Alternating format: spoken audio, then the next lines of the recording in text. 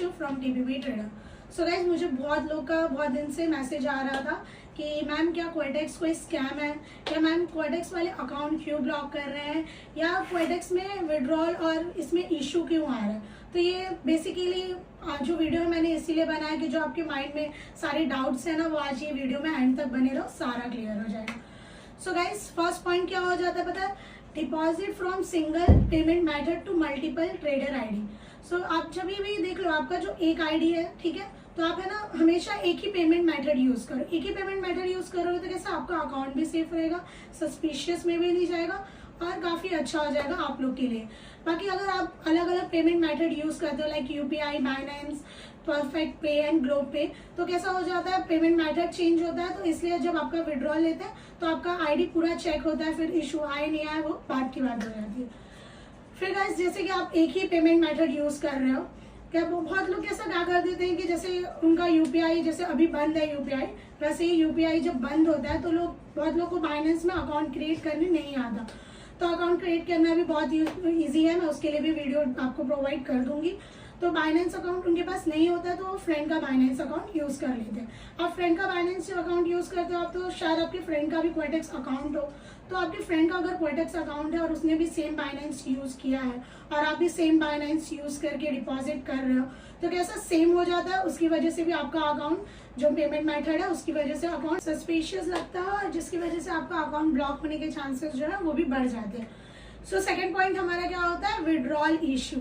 या ये सारे मतलब मैंने इसके बारे में ना बहुत सारे मैसेजेस पढ़े कि मैम हमें विड्रॉल इशू हो रहे हैं, बहुत इशू हो रहे हैं, मैम आप क्वेटेक्स से बात करो। तो हमने उसके लिए क्वेटेक्स से बात की और मुझे कुछ नॉलेज मिली जो मैं आपसे शेयर करती हूँ। आप कैसा विड्रॉल के टाइम पे आप क्या करते हो, बहुत लोग कैसा करते हैं कि डिपॉजिट जो है वो यूपीआई, परफेक्ट मनी वाया के थ्रू डिपॉजिट कर लेते हैं अकाउंट और डिपॉजिट कर लेते हैं पैसे, और उसके बाद उनको इशू क्या फेस करना पड़ता है कि वो जब विड्रॉल लेते हैं तो वो ऑलवेज क्या यूज करते हैं, बाइनेंस। क्यों बाइनेंस यूज करते हैं, क्योंकि जब आप डिपॉजिट करते हो यूपीआई के थ्रू तो आपको ऑलमोस्ट $1 इज इक्वल्स टू 86 या 87 रुपीज लगते हैं, तो आप उसके थ्रू डिपॉजिट करते हो। लेकिन जब आप विड्रॉल करते हो तो आपको वहीं पे बाइनेंस 90% तो दे ही देता है।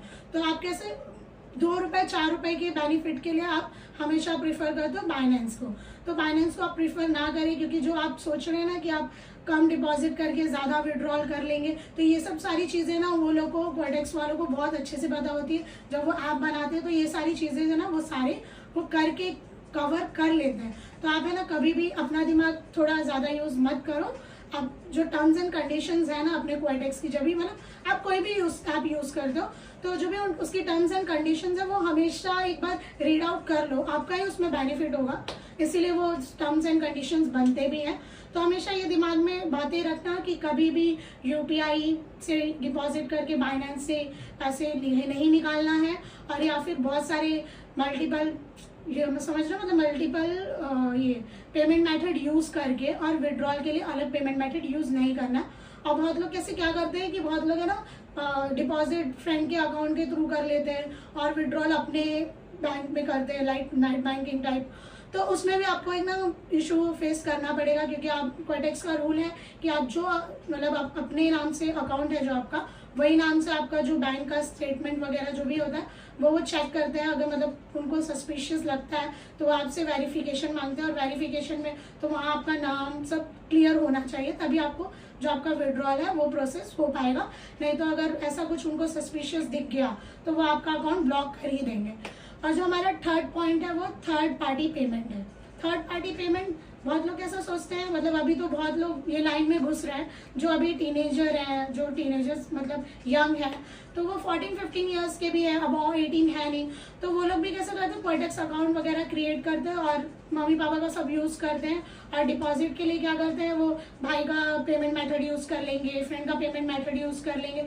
तो वहाँ पे क्लियरली लिखा रहता है कि आपको थर्ड पार्टी पेमेंट यूज नहीं करना है, जिसमें आपका नाम इंडिकेट करता है वही चीजें यूज करनी है डिपॉजिट एंड विड्रॉल प्रोसेस के लिए। So never use third party payment, नहीं तो आपको आगे इशू बहुत फेस करना पड़ जाएगा। तो बेटर अगर आपको अपना ट्रेडिंग अकाउंट को इंक्रीज करना है, अच्छा डिपॉजिट विड्रॉल लेना है, तो आप कभी भी ये सब जो मिस्टेक्स है ना जिसकी वजह से आप उनके टर्म्स एंड कंडीशन के अगेंस्ट जा रहे हो, वो सारी चीजें आप प्लीज ना करें, वो आपका ही बेटरमेंट होगा। फिर हमारा जो फोर्थ पॉइंट हो जाता है multiple IP address. Multiple IP address, आप लोग के दिमाग में बहुत क्वेश्चन होंगे मल्टीपल आईपी एड्रेस को लेके। तो मल्टीपल आईपी एड्रेस क्या होता है, जैसे कि आपने एक अकाउंट क्रिएट किया है आपके फ़ोन में, ठीक है, और कोई रीज़न से आपका फ़ोन ख़राब हो जाता है तो आप अपने फ्रेंड के फ़ोन में लॉगिन कर लेते हो, तो वहाँ से क्या आपका एक दूसरा आईपी एड्रेस ट्रैक हो जाता है, जिसकी वजह से भी आपका अकाउंट सस्पिशियस में चला जाता है। उसकी वजह से क्या आपको हमेशा क्या करना है, अपने लैपटॉप, अपने फ़ोन या अपने मतलब जो भी आपके पास है उसमें ही हमेशा लॉगिन करना है, वहाँ किसी और का फ़ोन वगैरह नहीं यूज़ करना है। ये मतलब जो भी है ट्रेडिंग अकाउंट के लिए, वो किसी और का फ़ोन आप ना यूज़ करें, अपना फ़ोन ही यूज़ करें। अगर आपका फ़ोन ख़राब है तो कुछ दिन के लिए पॉज ले ले, बट ये मत करें, क्योंकि अगर आपके अकाउंट में ज़्यादा पैसे हैं और उन्होंने ब्लॉक कर लिया तो आपको आगे इशू फेस करना पड़ेगा।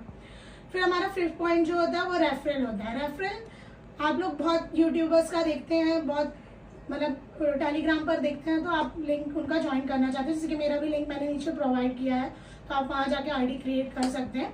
तो अगर समझ लीजिए आपने मेरे आईडी से आपका अकाउंट क्रिएट किया है, तो आपको इतना दिमाग में याद रखना है कि आप जब भी अकाउंट क्रिएट करते हो तो जो आपका ओल्ड अकाउंट है ना, वो हमेशा आपको डिलीट कर देना है। ओल्ड अकाउंट क्यों डिलीट कर लेना है, क्योंकि बहुत लोग ऐसे ओल्ड अकाउंट को छोड़ देते हैं और अलग अलग लोग के अकाउंट, अलग अलग लोग के रेफरेंस से अकाउंट क्रिएट कर लेते हैं, और उससे क्या होता है फिर और आपका ब्लॉक होने के चांसेस जो है वो बढ़ जाते हैं। तो आप हमेशा दिमाग में ये बात रख लीजिए कि अगर आप मेरे रेफरेंस आईडी क्रिएट कर रहे हैं तो आपका ओल्ड अकाउंट जो है वो डिलीट कर लीजिए, तो आपको कैसा डिपॉजिट या विड्रॉल या कोई भी मतलब जो आपको प्रॉब्लम होगी वो सारी सॉल्व हो जाएगी।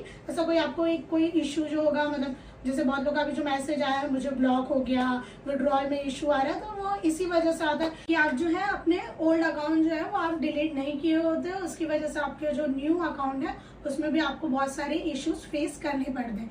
इसलिए हमेशा याद रखें कि जब भी किसी के भी रेफरल से आप अगर आईडी क्रिएट करते हो तो इतना दिमाग में जरूर रखना, जो आपका ओल्ड आईडी है उसे जरूर डिलीट करके न्यू आईडी क्रिएट करना। न्यू आईडी क्रिएट करने का तभी आपको बेनिफिट मिलेगा, नहीं तो फिर वही होना है, ये भी आईडी ब्लॉक और वो भी आईडी ब्लॉक। और फिर गाइज, अगर आपको ऐसा ही और से ही knowledgeable video related to trading के लिए आप मेरा चैनल सब्सक्राइब कर सकते हो, और वीडियो अच्छी लगी हो तो लाइक भी कर देना और कमेंट भी कर देना। और अगर आप मेरा ट्रेडिंग कॉपी करना चाहते हो तो आप मेरा टेलीग्राम चैनल ज्वाइन कर सकते हैं, जहां मैं डेली आपको शॉर्ट सिग्नल प्रोवाइड करूंगी जिसकी एक्यूरेसी 80 to 90% होती है। तो अभी मेरा टेलीग्राम चैनल ज्वाइन कीजिए, नीचे आपको लिंक मिल जाएगी। So guys, be happy always, love you all.